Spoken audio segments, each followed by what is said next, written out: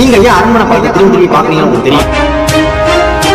அன்பே சிவம் படத்தோட காஞ்சனா படம் சஞ்சனா இதுல என்னடா அரசியல் இருக்கு அப்படின்னு தானே பாக்குறீங்க. வாங்க இந்த வீடியோல என்னன்னு பாப்போம். வெல்கம் டு வினிமா தேட்டர் யூடியூப் சேனல். இன்னைக்கு நம்ம பார்க்க போறது TRP movies and repeated value movies.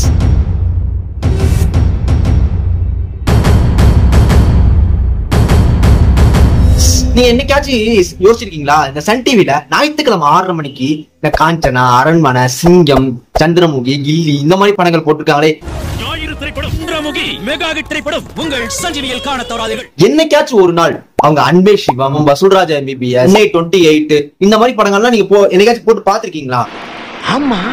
ஏன் இதுல என்ன விஷயம் இருக்கு, எதனால அவங்க இந்த படத்துல பிரைம் டைம்ல போட மாட்டாங்க அப்படிங்கறத வாங்க பாப்போம். டிஆர்பி பத்தி ஃபர்ஸ்ட் நீங்க என்ன தெரிஞ்சுக்கணும். டிஆர்பி அப்படின்னா டிவில வந்து ஒரு ப்ரோக்ராம் போடுறாங்க. டிவைஸ்ல வந்து எல்லா கேபிள் கனெக்ஷனும் சேமா இருக்கும். அந்த டிவைஸ் மூலமா யாரு எவ்வளவு நேரம் அதிகமா இந்த ப்ரோக்ராம் பாக்குறாங்க அப்படின்னு அதை கால்குலேட் பண்ணோம். அப்படி பார்த்து அதுதான் டிஆர்பில வந்து நம்மளுக்கு வருது. அது வந்து 1, 2, 3 பாயிண்ட் டிவிஆர் அப்படின்னு சொல்லுவாங்க. அந்த பாயிண்ட்ஸ் எல்லாம் கால்குலேட் பண்ணப்படுது. இது வரைக்குமே தொலைக்காட்சி தமிழ் வரலாற்றிலேயே இது வரைக்கும் சன் டிவி தான் நம்பர் 1 இருந்திருக்கு. என்னதான் விஜய் டிவி, ஜீ தமிழ் வந்தாலும் அதெல்லாம் அடுத்தடுத்த இடத்துல தான் இருக்கு. இந்த சன் டிவிவே முக்கியமா எதுனா ஞாயிற்றுக்கிழமை போற படங்கள் தான் அதிகமா வந்திருக்கு. நீங்க ஞாயிற்றுக்கிழமை படங்களை வந்து ஒதுங்கி கவனிச்சீங்கன்னா அவங்க எப்போதுமே சன் டிவில என்ன போடுவாங்கன்னா அரண்மனை சீரிஸ் போடுவாங்க, சிங்கம் சீரிஸ் போடுவாங்க, அப்புறம் வந்து சந்திரமுகி, கில்லி, முத்து, பாஷா, அப்புறம் இந்த மாதிரி படங்கள் தான் போடுவாங்க.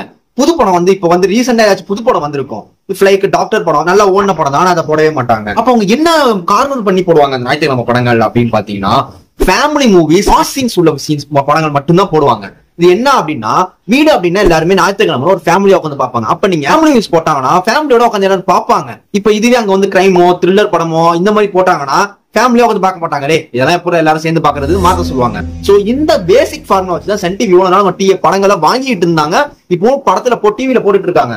இப்ப எக்ஸாம்பிள் வந்து 95ல வந்த பாஷாவை சன் டிவில பிரைம் டைம்ல போடுவாங்க. ஆனா ரீசெண்டா வந்த எந்திரன் படத்தை அவங்க பிரைம் டைம்ல போட மாட்டாங்க. மாலை 6:30க்கு எந்திரன் மொக்க படமா அப்படின்னு கேட்டீங்கன்னா அப்படி இல்ல.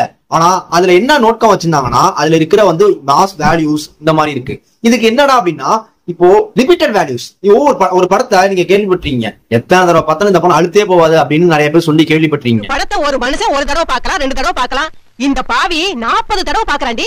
அது எதனால எப்படி வருது அப்படின்ட்டு இப்ப எக்ஸாம்பிள் வந்து உங்களுக்கு வந்து என்னென்ன படங்கள், எனக்கு நான் ஒரு லிஸ்ட் வச்சிருக்கேன், அதை லிஸ்ட் படி சொல்றேன். ஆனா என்னென்ன படங்கள் அழுத்து போகாம இருக்கு அப்படின்னு பாத்தீங்கன்னா என்ன பொறுத்த வரைக்கும் இப்ப பாஷா, படையப்பா, தென் கில்லி, சூரியவம்சம், பூவை உனக்காக, அப்புறம் வந்து இந்த ஹரி படங்கள், சிங்கம், காஞ்சனா படம், இந்த மாதிரி படங்கள், வேல், இந்த மாதிரி படங்கள்லாம் எனக்கு அழுத்தே போகாது. ஆனா இது ஒவ்வொருத்தவங்க டிஃபரெண்ட் கருத்து மாதிரி இருக்கும். பெரும்பாலும் இந்த படங்கள்லாம் எத்தனை தடவை பார்த்தா அழுத்தே போகாது அப்படின்னு. இதுல என்ன காமன் ஃபேக்டர் அப்படின்னு பார்க்கணும். How to make repeated value movies, அது எப்படின்னு பார்க்கணும்.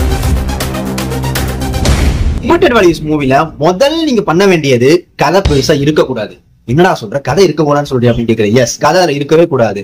கதை எப்படி இருக்கணும்னா சிம்பிள் ஸ்டோரியா இருக்கணும். ரொம்ப காம்ப்ளிகேட் பண்ணாம இந்த மாதிரி ஸ்டோரியா இருந்தா படம் வந்து ஒண்ணுமே புள்ள மொக்கன்னு சொல்லிடுவாங்க. எக்ஸாம்பிள் வந்து கமல் படங்கள் எல்லாம் நீங்க வந்து என்னைக்குமே பாத்துருக்க மாட்டீங்க. அன்பே சிவம், விஸ்வரூபம் இதெல்லாம் பிரைம் டைம்ல பாத்துருக்கவே மாட்டீங்க. ஆனா சிம்பிள் ஸ்டோரியா இருக்கும். லைக் வந்து பொண்ணை கடத்திட்டு வந்துட்டான், அவனை போய் காப்பாத்திட்டு வருது, குடும்பத்துக்குள்ள பிரச்சனை, அதை வந்து சேர்த்து வைக்கிறது. இந்த மாதிரி சிம்பிள் ஸ்டோரிஸ் தான் வந்து உங்களுக்கு வந்து ரிப்பீட்டட் வேல்யூஸை உண்டாக்கும். இப்ப எக்ஸாம்பிள் வந்து பூவை உனக்காக படம் எடுத்தீங்கன்னா 2 ஃபேமிலிக்கும் சண்டை, அதை வந்து ஹீரோ எப்படி சேர்த்து வைக்கிறேன் அப்படிதான் கதை. தோல்வி அடையறதுக்கு காதல் ஒண்ணு பரீட்சை இல்லைங்க, அது ஒரு ஃபீலிங்.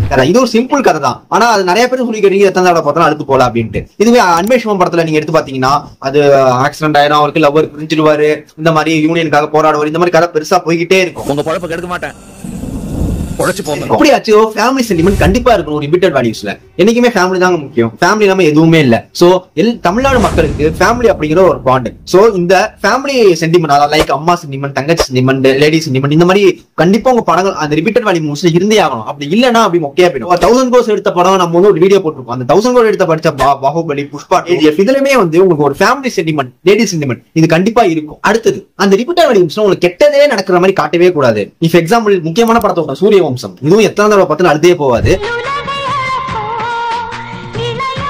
இந்த சூரியவம்சம் படம் எடுத்து பாத்தீங்கன்னா அதுல கெட்டது நடந்து படிப்படியா முன்னேற படம் மாதிரி, இந்த மாதிரி முன்னேற படம் மாதிரி இருந்தாலும் நம்மளுக்கு வந்து அதை கனெக்ட் பண்ணிப்போம். நம்மளோட இது முன்னேற மாதிரி இருக்கா, நம்மளும் சேர்ந்து முன்னேற மாதிரி இருக்கா அப்படின்ட்டு கனெக்ட் பண்ணி அந்த படத்தை பார்ப்போம். சோ அந்த மாதிரி எத்தனை தடவை பார்த்தாலும் அழுத்தே போகாது.